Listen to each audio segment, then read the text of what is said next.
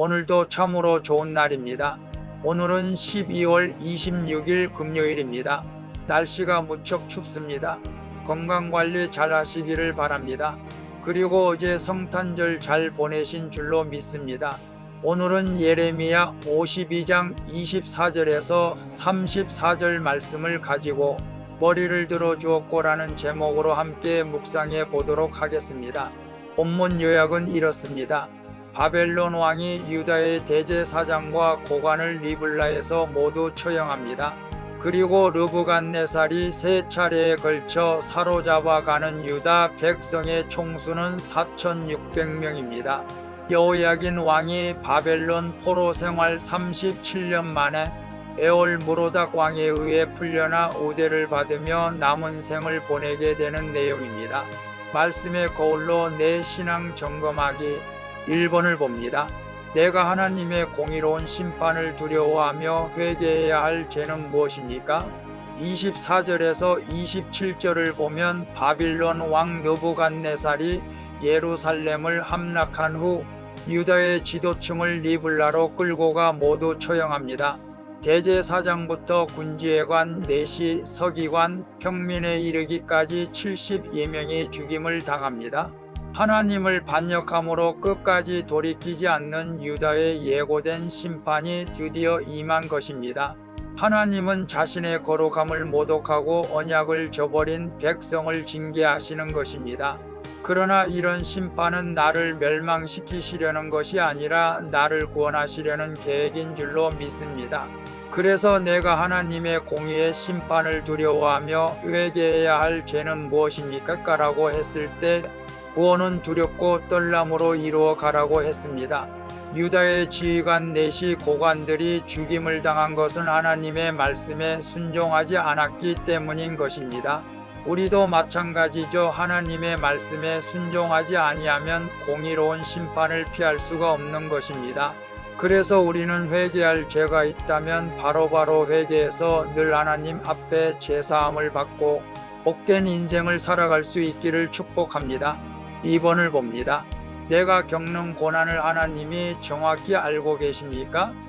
28절에서 30절을 보면 유다 백성은 세 차례에 걸쳐 총 4,600명이 바벨론의 포로로 끌려갑니다. 하나님은 자기 백성을 징계하실 때도 그 수를 정확히 알고 계십니다. 그뿐만 아니라 우리 각자의 고난이 날도 정확히 계수하고 계십니다. 하나님의 징계에는 한계가 있고 끝이 있습니다. 이 징계 속에서도 하나님은 우리를 포기하지 않으시고 회복의 때를 예비하십니다. 따라서 우리는 자신의 모든 고통과 눈물이 헛되지 않을 것을 알고 믿음으로 나가야 합니다. 그래서 내가 겪는 고난을 하나님이 정확히 알고 계심을 믿습니까라고 했을 때 아멘이죠?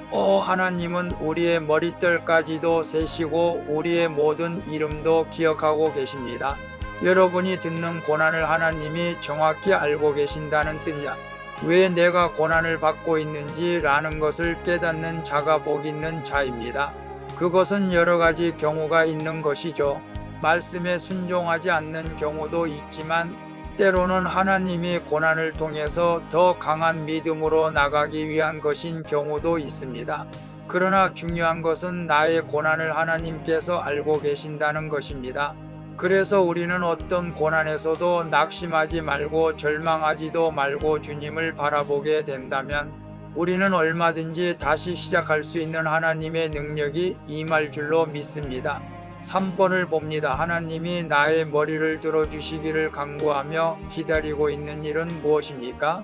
31절에서 34절을 보면 37년간 바벨론 감옥에 갇혀있던 유다와 여호야긴이 에올무로다기의 왕의서에 석방됩니다.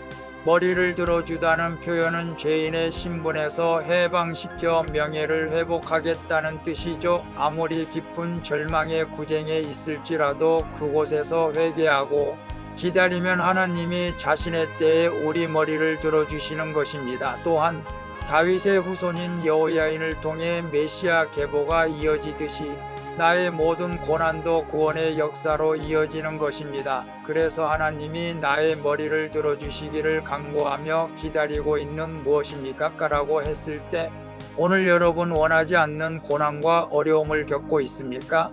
그러나 반드시 우리는 기억해야 할 것은 하나님께서 우리를 그 절망과 고난과 어둠의 구덩이에 있을지라도 우리를 회복의 길로 인도해 주신다는 것을 우리는 알아야 됩니다. 중요한 것은 그 고난과 어려움 가운데 있을 때 우리의 잘못이 있다면 회개하는 것이죠. 회개가 있는 곳에는 반드시 머리를 들고 회복의 역사가 일어나게 되는 줄로 믿습니다. 기도하겠습니다. 주님, 저의 죄악으로 인한 징계를 겸손히 받아들이며 하나님의 공의 앞에 회개하게 해주시옵소서. 그리고 고난의 날수까지 정확히 알고 계시는 하나님을 의지하여 인내하게 해주시옵소서.